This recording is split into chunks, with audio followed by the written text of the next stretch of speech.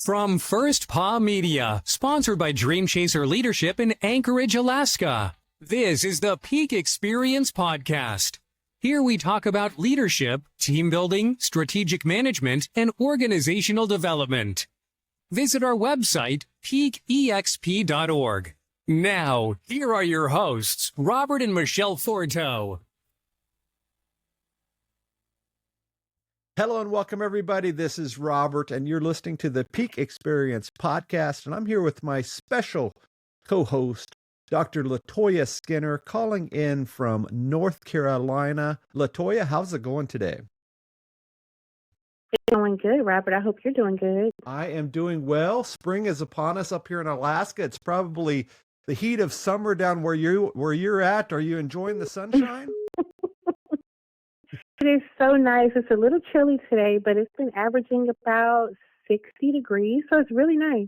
Excellent. Well, today, guys, we are finishing up this series, and this is going to be a cool one because we're going to tell you guys what is coming up next for us with our fancy piece of paper in our hands, our degree, and we're out into the world and ready to go. But if you have missed this series, we have been doing this since sometime in October.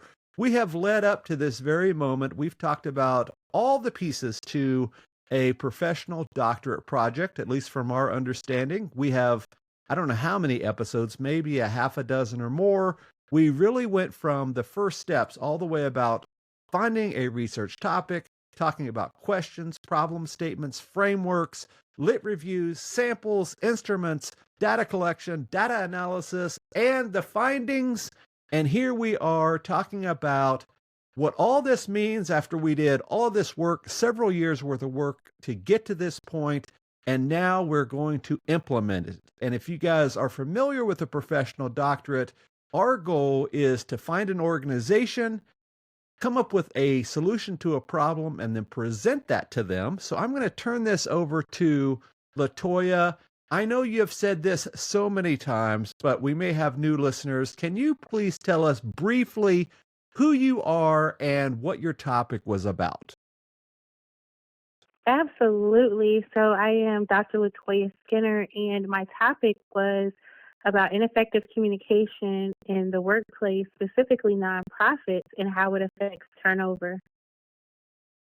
And can you tell us briefly about your academic journey? How in the world did you get here to start to write this project?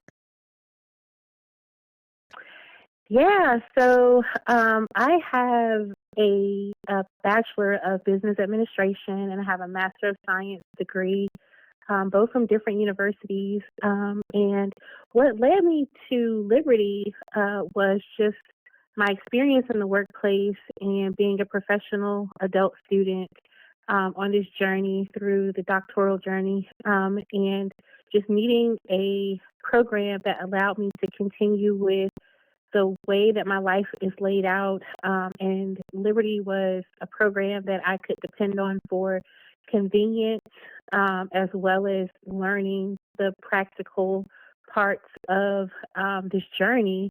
And my experience in nonprofit organizations, both good and bad, is what led me to my interest in this specific topic through the doctoral journey through Liberty University. And my academic journey is pretty similar to yours. I went back to school as an older student. I like to call it a midlife crisis.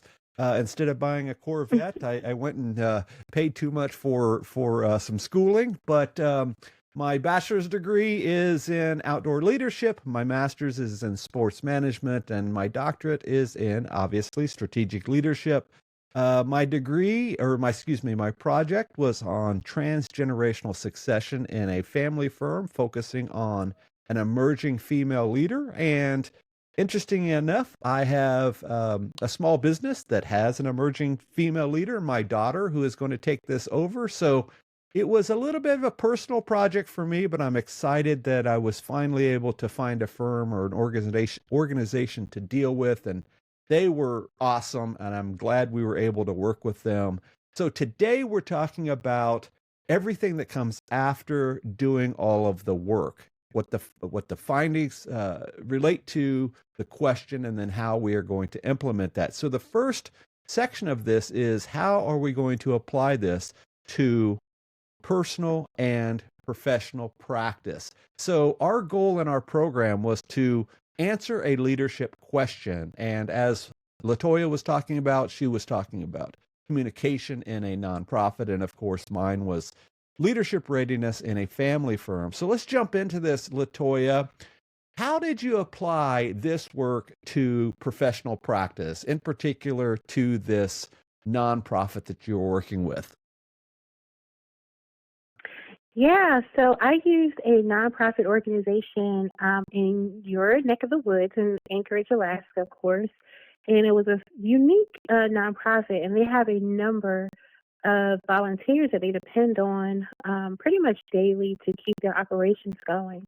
So it was not only a good journey to learn more about their organization, but also just reflect on my professional journey through nonprofit management. And so I found this research, conducting it, to be very enjoyable because it was something that was relatable and something that I was familiar with. And so I learned more about the organization, but also just nonprofits in general. And so when I was doing the data collection process, it allowed me to really touch base with people from all walks of life who participated in the research, the data collection. And so it was really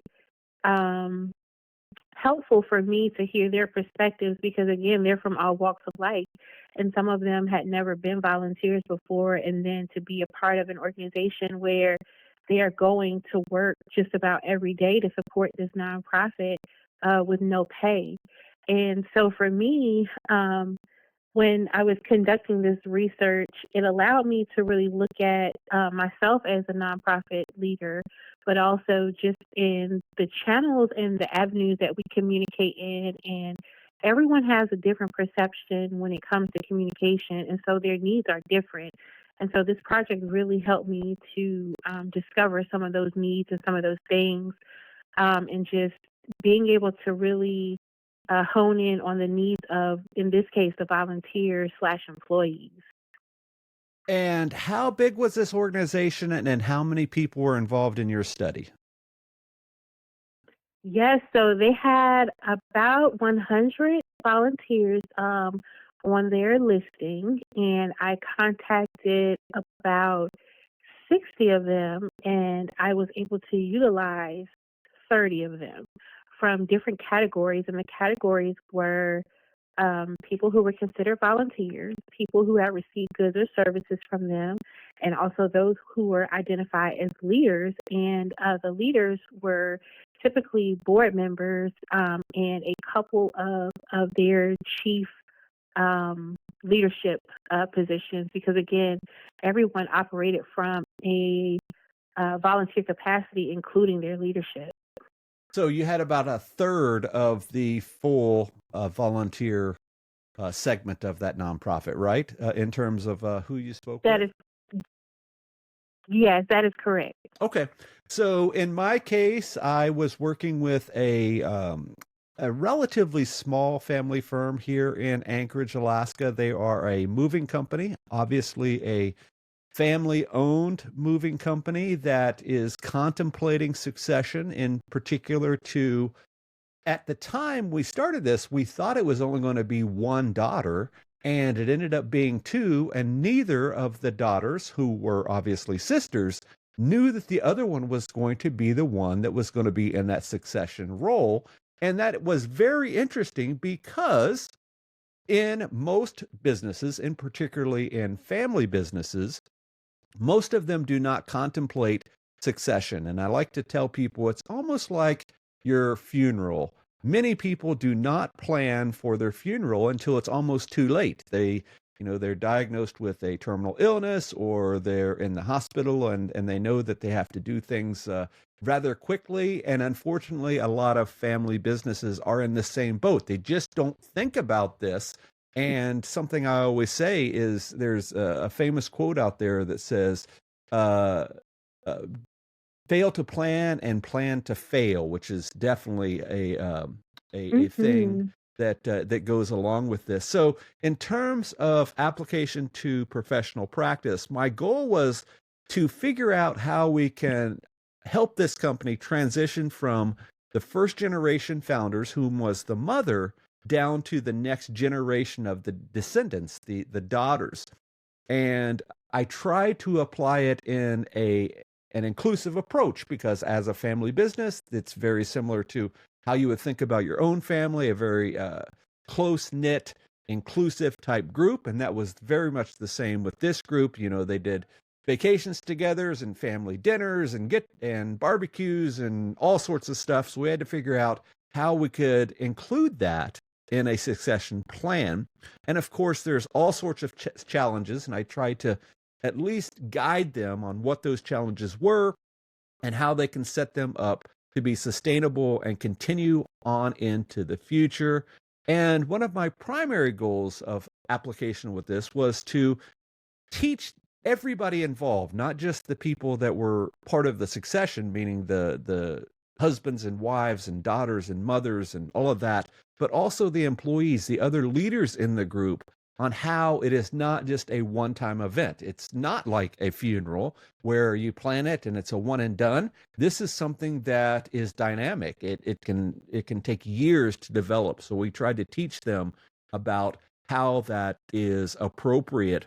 And then, of course, we tried to figure out what the social aspects of this were. We mentioned that this was a very tight family unit, and they always say, do not take work home with you. And when you own a family business and you're having Mm-hmm. barbecues and holiday dinners together, often you're sitting around the turkey dinner at Thanksgiving and you're talking about what's going to happen at work on Monday. So we had to figure out how we could associate that in not only a work environment, but also in a planning environment as well.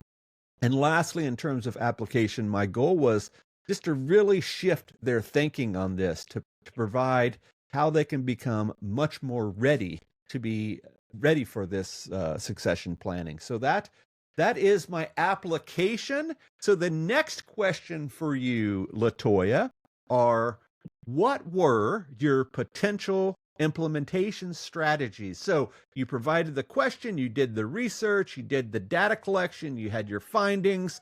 Here you are ready to present this to these folks. What did you say that they should be doing? Yeah, so, leaders have the ability to be impactful and influential. And so for me, I made sure to speak with the leaders of the organization who were basically helpful in organizing this research process with the organization, and just really sitting down beforehand and understanding that they were aware that there were communication challenges that existed. So what I found for their organization was not surprising or alarming or even insulting to them, and they were very open-minded. And so that was really helpful on the back end of the research being completed when I made recommendations about how they communicated. And they weren't major changes, but they were just changes that hadn't been implemented already. And so that included creating certain subgroups of their communication lines for email.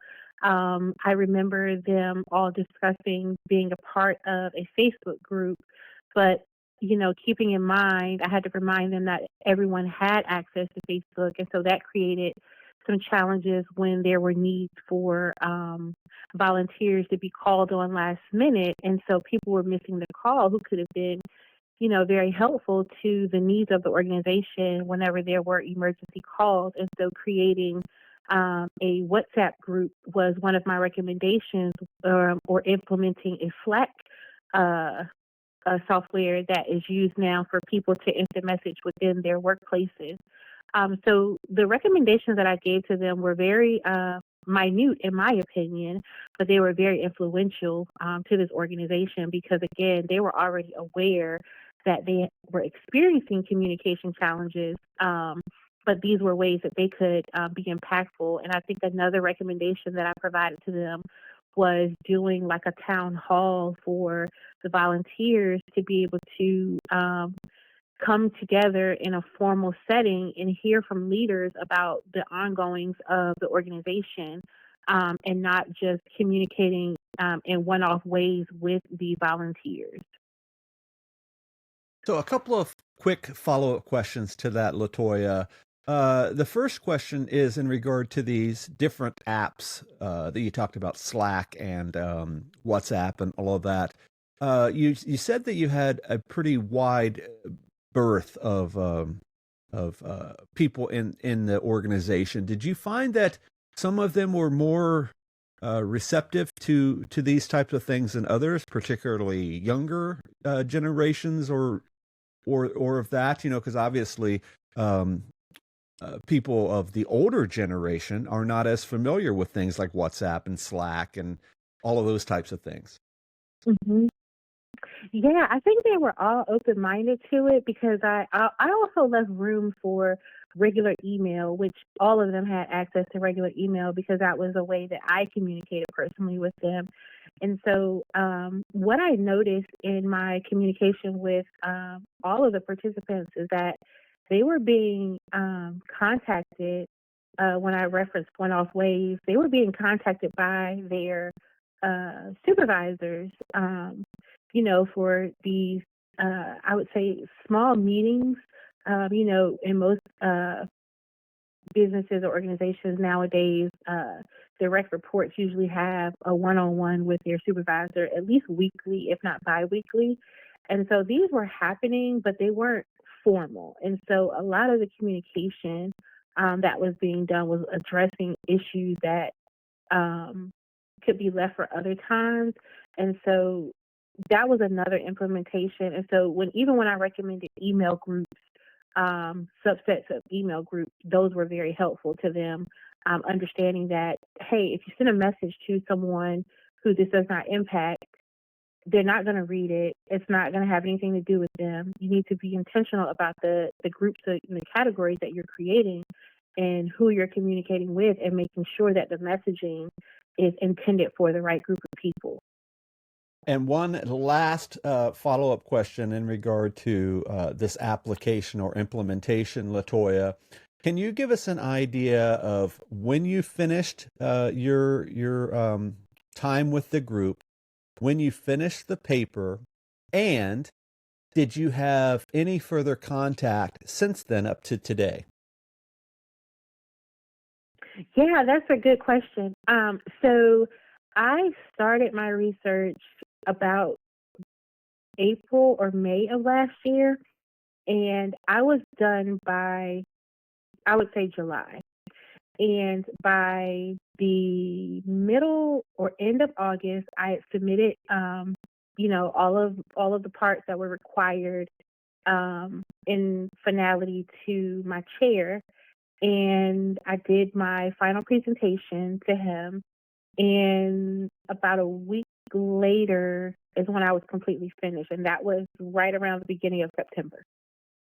And did you have any follow-up with the group since then? Like, if you touch base with them at all, maybe not necessarily in a research capacity, but maybe in a professional capacity of any sort?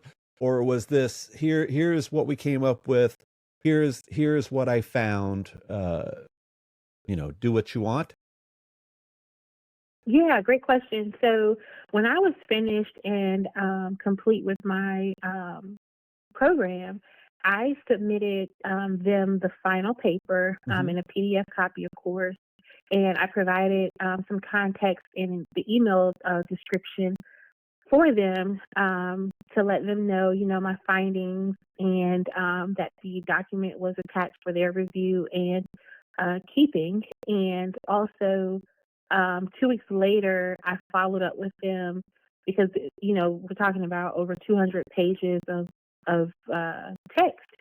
So I know that if they read it in full, it took them some time. So 2 weeks later, I followed up, and the director at that time, she responded back to me and said, yes, we love this. We are very appreciative, and we will take into consideration, all of the recommendations.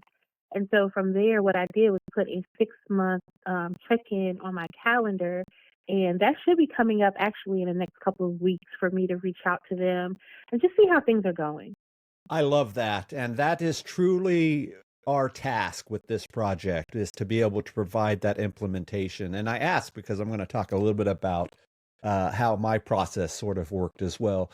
In terms of implementation, we've sort of given advice to our listeners throughout this, and we've had a lot of people have, in our program in particular at Liberty, in our DSL program, have reached out and said, "Hey, I love your podcast. You guys are giving me great tips and all of that." So my number one piece of advice, if you're early in the program, and I've said this before, is try to write your papers in your other classes, in your core classes, that can lead to how it can be used later down the line. And that's exactly what I did, and where it comes into the implementation of this project. So after everything was done, as Latoya was talking about, everything was presented and ready to go, and we were ready to give these people our action steps, if you will. I went with a coaching model. And if you remember, Latoya, we did a coaching course late in the program. I think it was like 7:55 or something was the course number. So way late in the program, we had to take a coaching course. And I came up with a solutions-based program for this service organization that I was dealing with. And I will have to say, when I presented this to my chair and to the admin reviewer, they were ecstatic for some reason that I provided this type of implementation. Maybe they say that to everybody, I have no idea, but it worked out very well because I used almost the exact framework. In fact, I used the same PowerPoint template that I used in that early course to develop this coaching program for this organization. So I came up with a 15-step program that could be over several weeks, several months of coaching type appointments. And it was literally giving them the steps to follow to prepare them to do a successful succession plan. And if you don't know much about coaching in terms of business coaching, the goal is not for the coach to tell you what to do, like you would think about in a sports team, like, you're the quarterback on the football team and you come up and say, "Okay, coach, what play do you want me to run?" And then the coach relays the play to you. You go out and you implement that. On a business coaching model, your plan is to allow them to develop action steps or goal planning implementations that they can take and then use what they already have. And then you're just sort of a guide, more of a facilitator versus a leadership position telling them what to do. So that was the plan to implement that. And interestingly enough, when I presented this, excuse me, let me back up just a second. When I did the research with these folks, it was right around Labor Day in September, so not very long ago. And then I finished up my degree program and sat with my chair, as Latoya was talking about, right around Thanksgiving. And I sent this over to them right around Christmas break, so in between Christmas and New Year's. And I said, here's like Latoya said, here's my work. Take some time to read it over, and then maybe we can talk about it in the future. Sort of just left it open-ended like Latoya did. And just a few weeks ago, they had emailed me and said, "Hey, are you guys going to go to the Chamber of Commerce after hours networking event?" And if you recall from these episodes, I obtained this organization through a connection with the Chamber of Commerce. And I said, "Yeah, I can come on down and we can meet." And in February, it was the last Thursday in February, I did the hour-and-a-half drive down to Anchorage on a very snowy afternoon and met with the daughter of the organization. And we sat around and we talked at this networking event. And she says, "We cannot wait to work with you. Let us get through the busy season, and we would love to sit down and talk with you about some coaching." So I guess what I'm trying to say is, from about Labor Day-ish to about Valentine's Day-ish, all of this came to fruition, and hopefully in the next couple of months or so, we will be able to truly implement this coaching program with the organization. And I think that that's key because it provides some closure, at least on my end, like, hey, this thing took 4 years to do, and these guys are going to at least try to work through these steps. And we're going to talk about what's next here in just a few minutes, but that's where we're at in terms of implementation. So the next one is... I love that. Well, thank you. Thank you very much. The next one is further or recommended studies. And this is important in any type of terminal degree, whether it be a PhD or a professional doctorate like a DSL or anything like that.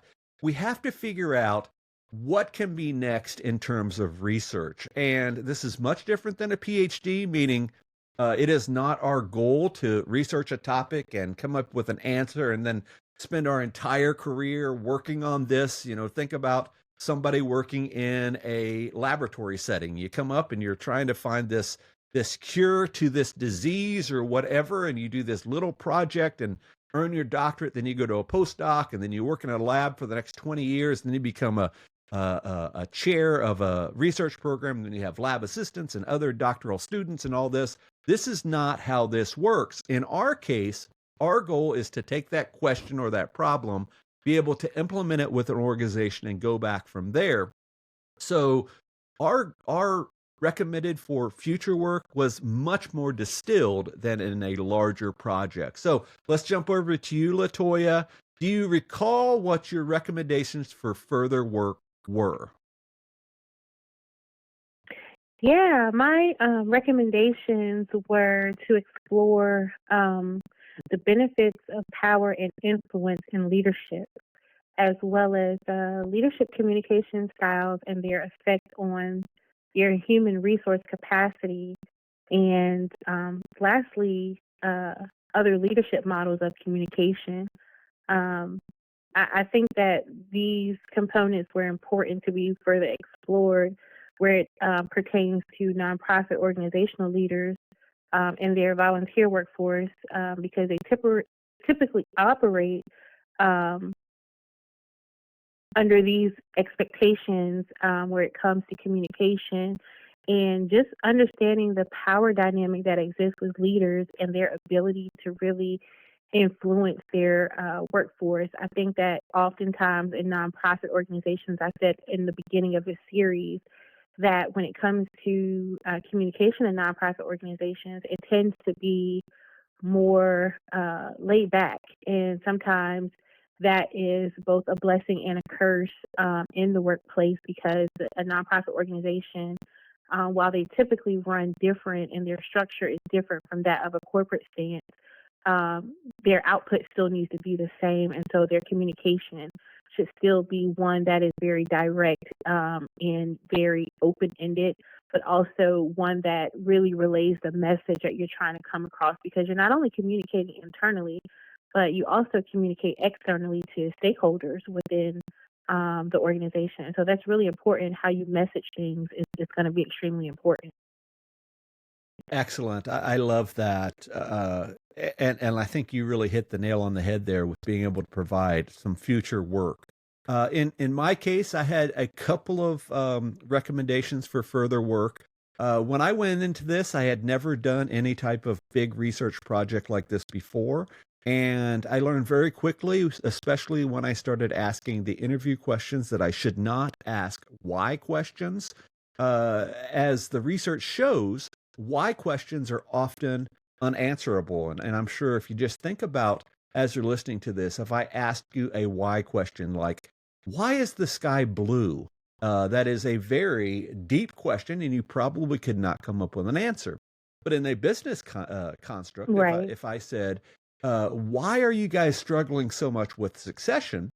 They may not be able to answer that. So my first recommendation for future work is for researchers not to ask why questions. They should be open-ended questions that provide dialogue or answers back and forth. But how questions or when questions or what questions are a lot easier to answer than why questions. A couple of other avenues for further work is my research was limited to Alaska in the United States. I would recommend going to a much broader population. That was one of my big struggles. We've talked about me niching down so far with a Alaska business in the service industry, with a female-owned business. Man, I got myself into a pickle very quickly. Secondly is speak to more people, find a bigger company. Mine was only limited to 15 people and a very small focus group. If it was a bigger company, as Latoya was talking about having 100 people and she spoke to 30, you can get much more or richer data from a bigger sample. And then lastly is to really dive into the psychological dimensions of succession. As we talked about with a family business, they're already close. They're already doing things in and out of work.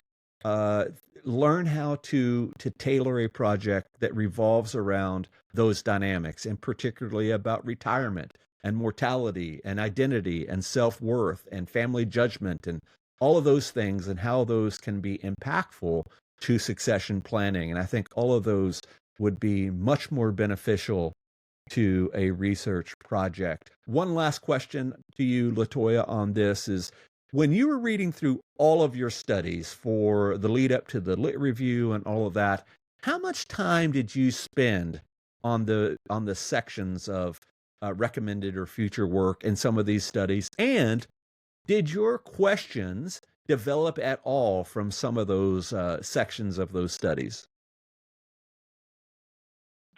Yeah, so I don't think I spent much time on it, just because, again, my personal experience in the workplace, and just having a sense of where some of the future direction should go, especially because this organization was very transparent with their challenges up front.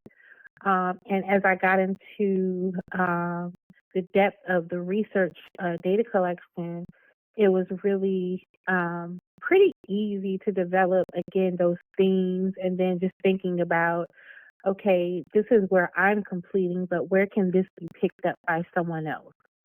And so that was pretty easy for me. I don't think I spent a lot of time on that. And then, could you repeat your second question?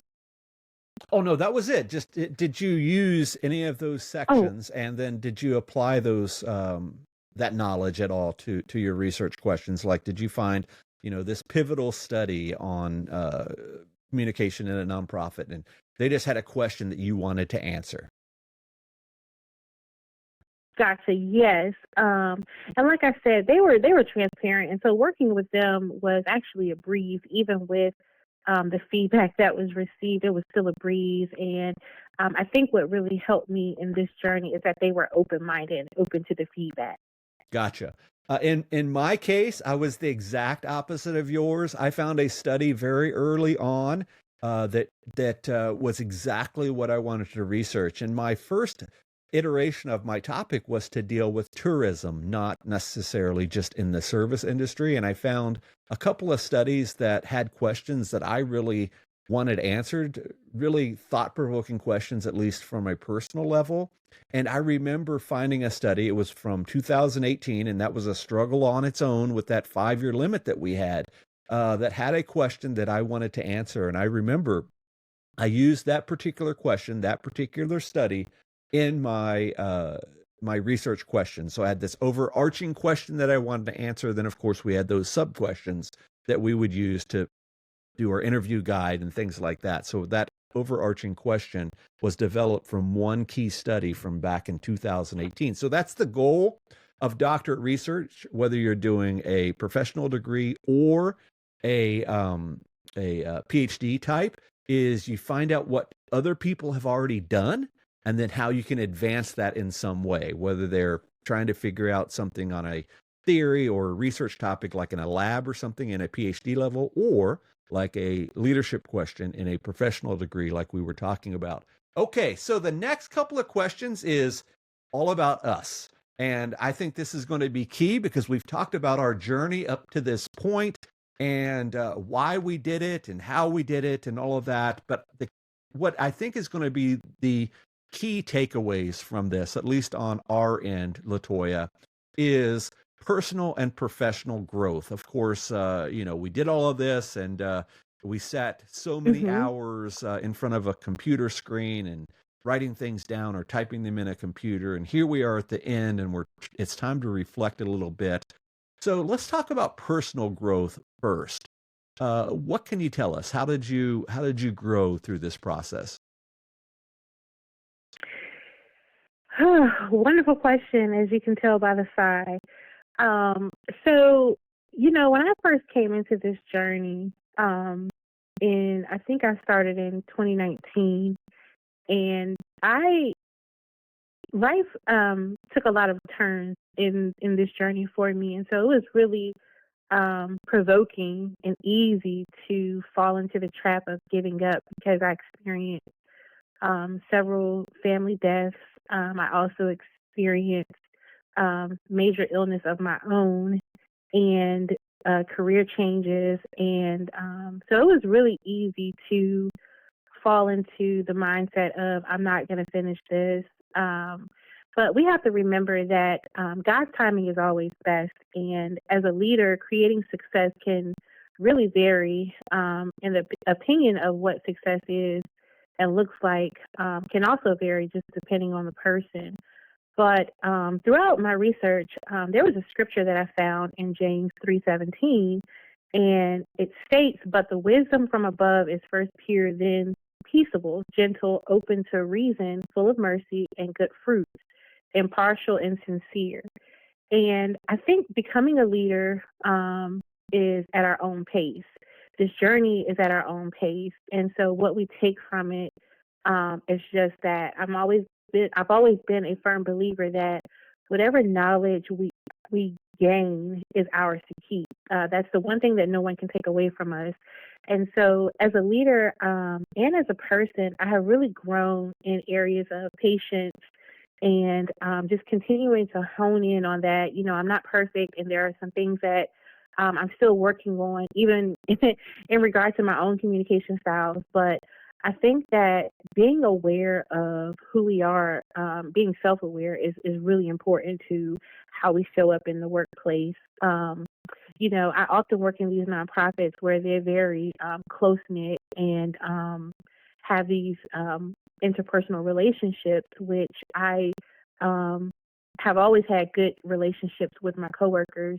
But there are places that I began to draw the line because I never want for anyone to look at me as unprofessional or anything less than a leader. And that doesn't mean that I can't enjoy my work, be who I am, but I also have a precedence to set. And so sometimes as a leader, there are certain things and places that I cannot go where the other workforce is going. And so just being mindful and being self-aware in how I show up each and every day in the workplace and even in my own personal life.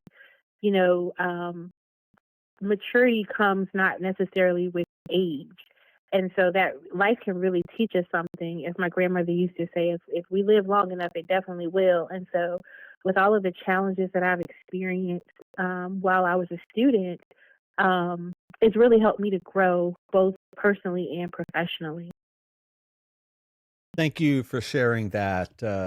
Definitely impactful for sure. In my case, I think I've said this story before, but I started my academic journey, at least the second time, way back in August of 2014. I was attending a walkthrough through the University of Alaska Anchorage with my daughter, Nicole. She was graduating, or she had just graduated and was wanting to start college there at the local university. And we were doing our walkthrough, and she said, "Dad, I bet I can finish college before you."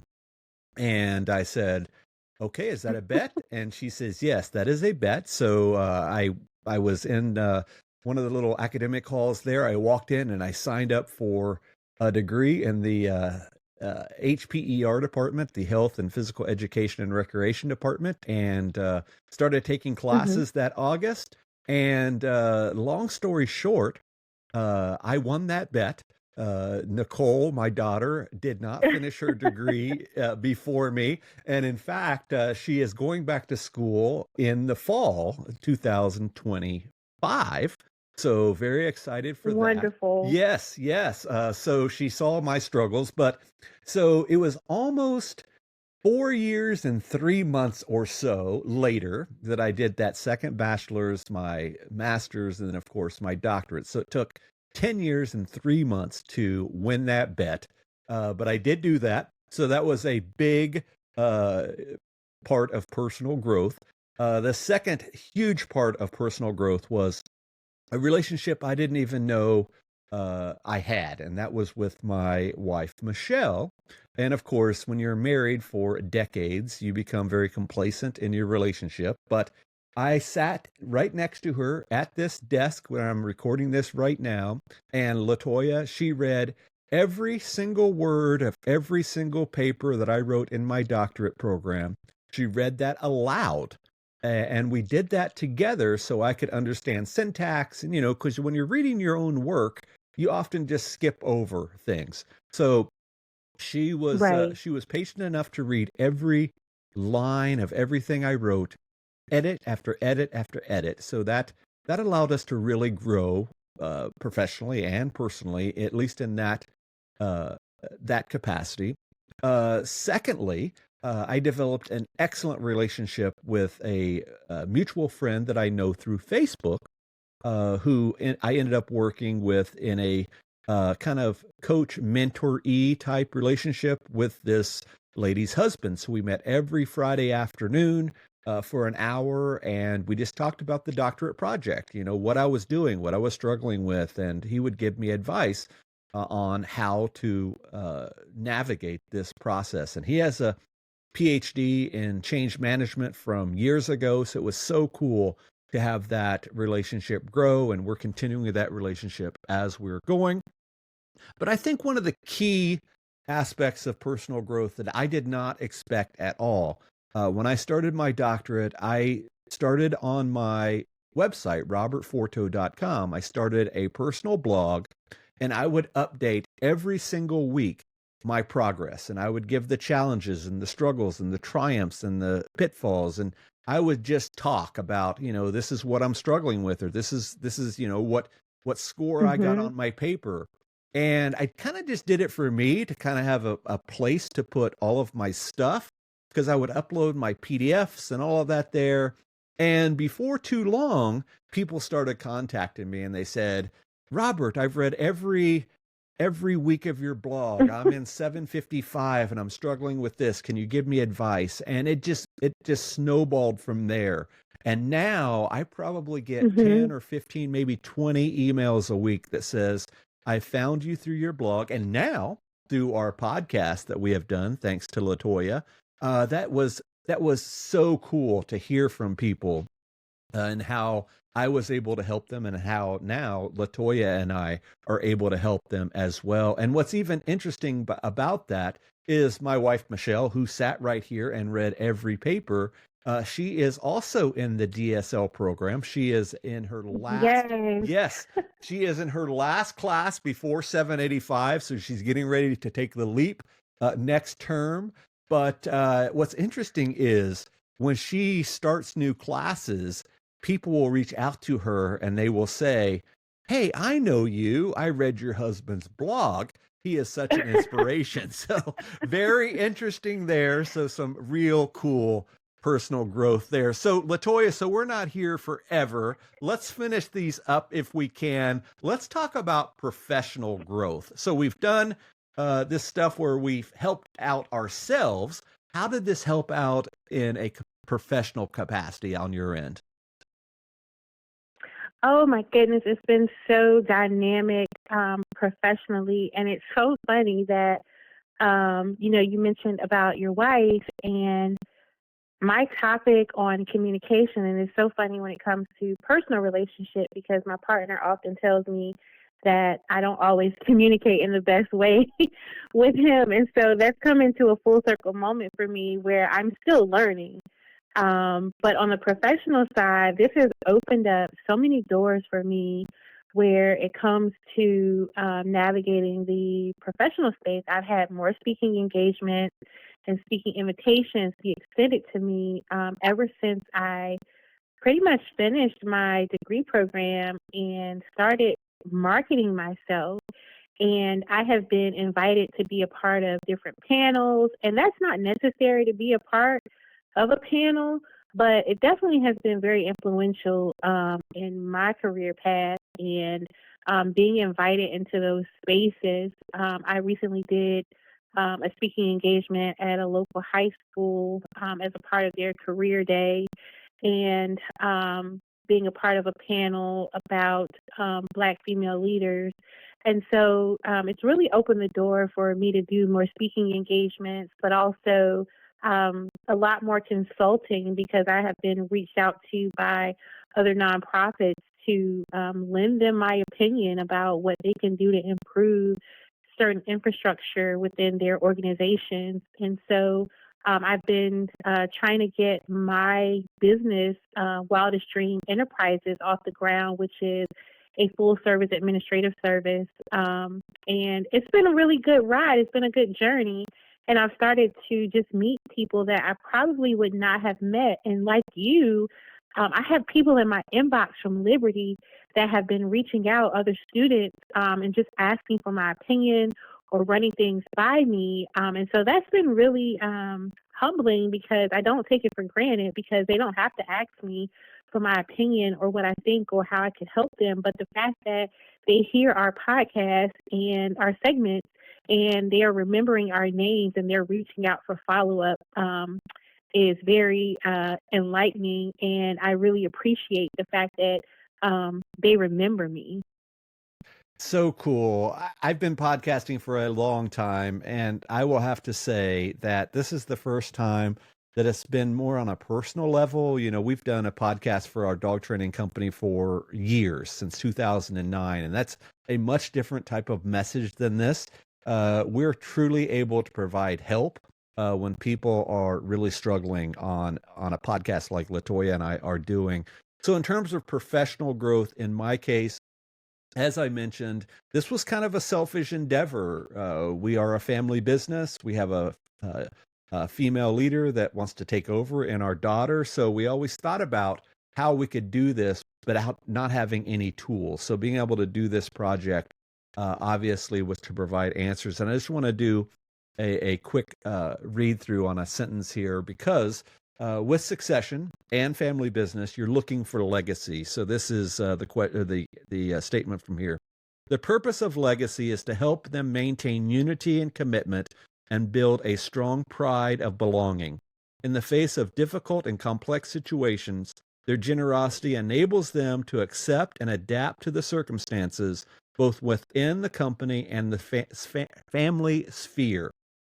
So that was truly the definition of my professional growth. Not only being able to take this out of the family, if you will, but to provide some type of legacy, not only with us, but hopefully with the other organizations that we've worked with. I have been reached out to many, many times since I have been working through this about speaking engagements and consulting like Latoya, and I think that is such a cool thing to see how those are developing, and I'm looking forward to those for sure in the future. Okay, Latoya, so the last question is, what is next? So we're at the end of our little podcast series. We have our degree in our hand.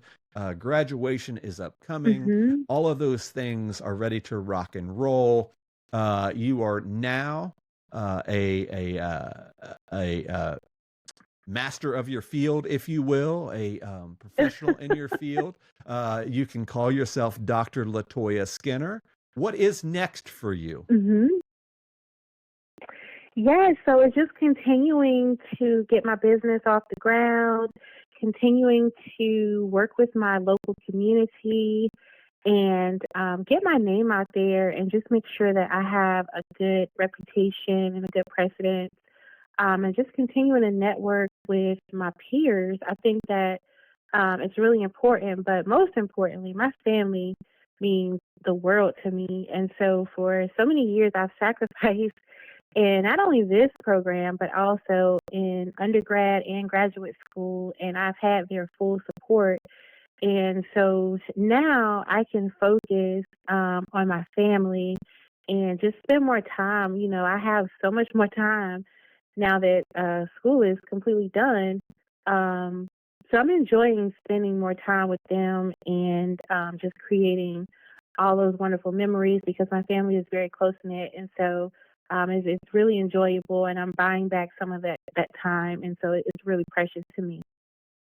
So one follow-up with that is, when was the first time you introduced yourself as Dr. Latoya Skinner, and how did that feel? Oh my goodness. So honestly, my grandmother passed away the week, I think it was a week after I finished my doctoral program in completion. And the first time that my name was in print as doctor was on her funeral obituary when I was speaking.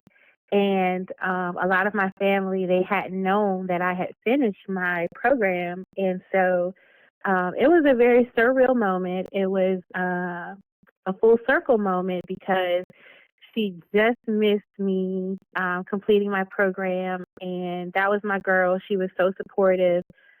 She was a straight shooter, but she was very supportive. And I know that in that moment, despite the circumstances, she was very proud of me. And so to be able to see my name in print for the first time on that piece of paper belonging to her funeral service and celebrating her life was really a full circle moment because she was a housekeeper and she sacrificed a lot for our family and just doing and cleaning up behind others and taking care of other people. And here her granddaughter is a professional doctor. And so it was a full circle moment. And so I'm really grateful for her life and, the other elders in my family who have gone on for the sacrifices that they made by just doing everyday things to make a living for themselves and providing me with the opportunity to go to college, get a good education, and be the first doctor in our immediate family. I love that. Thank you for sharing, especially that story about your grandmother, because as you said, we sacrifice so much to be away from our families in one capacity or other through all of this, and what a cool moment for sure. So in terms of me, what is next? As we already mentioned, I have a lot of opportunities coming up. Hopefully, this first little gig with the organization that I worked with will work out. Not a big deal if it doesn't. I just want to provide a full circle process for that, so I think that will be cool. It is a very expensive piece of paper. I'm looking at it right now, hanging on my wall. I paid all of mine out of pocket, so probably a $40,000 piece of paper there hanging on the wall, which is it was definitely cool.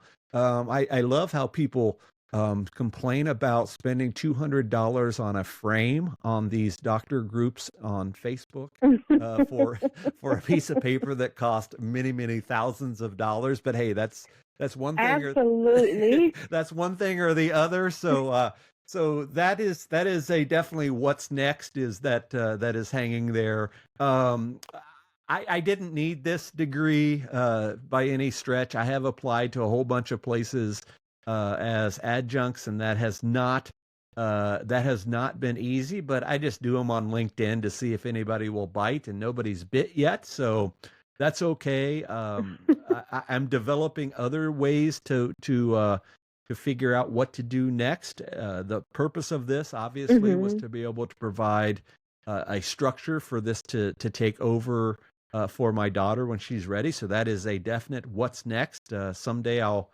buy an RV and ride off into the sunset with my wife. I don't know when that will be, but that's a what's next for sure. Otherwise, yeah, it's just kind of one of those fluid and dynamic things like you were talking about. The first time I said the name or was told the name Dr. Robert Forto, I remember was the afternoon of my meeting with my chair. And as I said earlier in this series, I made it a point to develop a very strong relationship with my chair. I did so much as I flew to Arkansas to do this defense in person with her because I thought that was important to me because I literally was part of this woman's life for a couple of Mhm. years, and I thought that that was key. And I remember after that was all over, and she said, "I want to be the first to congratulate you." I said, "Ah, that's okay."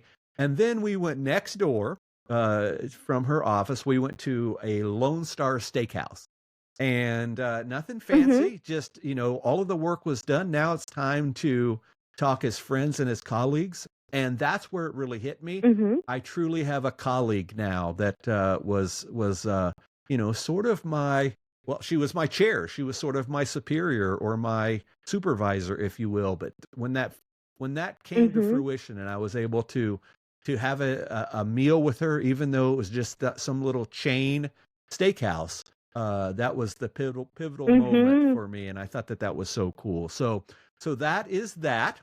Absolutely. Thank you. Okay, so If I can say one more yes, thing, yes. I did some work for Duke University for their program that they have overseas, and I recall how I felt interacting with all these other doctors. And I pinched myself and I was like, wow, this is a good feeling that I am one of them too. And that's a very surreal feeling. It is, and coming from somebody that has been self-employed their entire life, I have never collected a paycheck, and I'm 54 years old, and it's cool to be around people that are your peers now, like you were saying. That is such a cool feeling for sure. So, Latoya, before we wrap up here and tell people how they can reach out to us, I would like to see if you could provide one key takeaway, whether it be through this project, through this journey. What would you like to be a 30-second or less takeaway for everybody that's listening now that we're at the end of our series? Yeah, um, have tenacity. Make sure that your skin is thick in the game because this is going to be a process. And the timeline that you probably have identified for completion is 99% probably not going to be the actual completion date. And so don't be disappointed. Life happens, and this is why God's timing is always the best timing. And so when that happens, when life happens, and you have to make some decisions, keep going because the journey is going to be well worth it.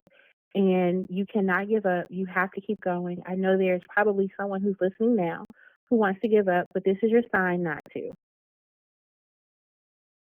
I love that. In my case, there was a Arctic and Antarctic explorer. His name was Colonel Norman Vaughn. He climbed Everest. He did the Iditarod up here in Alaska. He was just an all-around badass in his life. And he has a quote that is sort of my mantle. It is, "Dream big and dare to fail." And I think about that all the time. And that is my true takeaway. Whether you're going through this academic journey or a development in your business or whatever, always dream big and always dare to fail. And I think that whatever works out, positive or negative, will eventually work out in the end. As Latoya was talking about, tenacity is one of our greatest strengths. So there is mine. So Latoya, how can folks find you, and can you tell us quickly about this business that you have? Yes, so people can find me on socials at my name, and then through email, I can be reached at lskinner, the number 5, at liberty.edu. And my business, Wildest Dream Enterprises, is a full service administrative service that supports any type of business, but mainly focuses on nonprofit organizations for the many reasons that we've discussed during this series. And I'm very intentional about that. So please, if you need a consultant, let me know. And we're going to put a link to that in the show notes. I don't think we've done that up to this point in the series, but we'll put that for sure. My name is Robert Forto, Forto. You can find me on any social media or on the web by searching that name. robertforto.com is my main site. That's where all those people reached out to me over the years, and I'm sure they will continue to do that. And we'll see what comes next. But otherwise, it has been an extreme pleasure to be able to spend however many hours we have spent on this series with not only my new friend, Latoya Skinner, but also a colleague. And I do not say that lightly at all, because I think that we're going to go big places and hopefully work together in the future in some capacity, whatever that means, whether it's networking or clients or whatever. I look forward to continuing this relationship with my new friend, Dr. Latoya Skinner. Latoya, it's been a pleasure. We'll talk again soon, okay? Likewise. Thank you so much. Thank you. On behalf of my co-host, Latoya Skinner, this is Robert Forto for the Peak Experience Podcast. We will see you guys next time. Goodbye. From First Paw Media, this is the Peak Experience Podcast. We hope you enjoyed this podcast, and we invite you to subscribe in Apple Podcasts, Spotify, Stitcher, or wherever you get your podcasts. You will find a link in our episode notes. You can tap or swipe on the episode cover art, and you'll see some offers from our sponsors. You can support our show by supporting them. If you like what you have heard, we would love it if you would give us a 5-star rating and tell your friends how to subscribe too.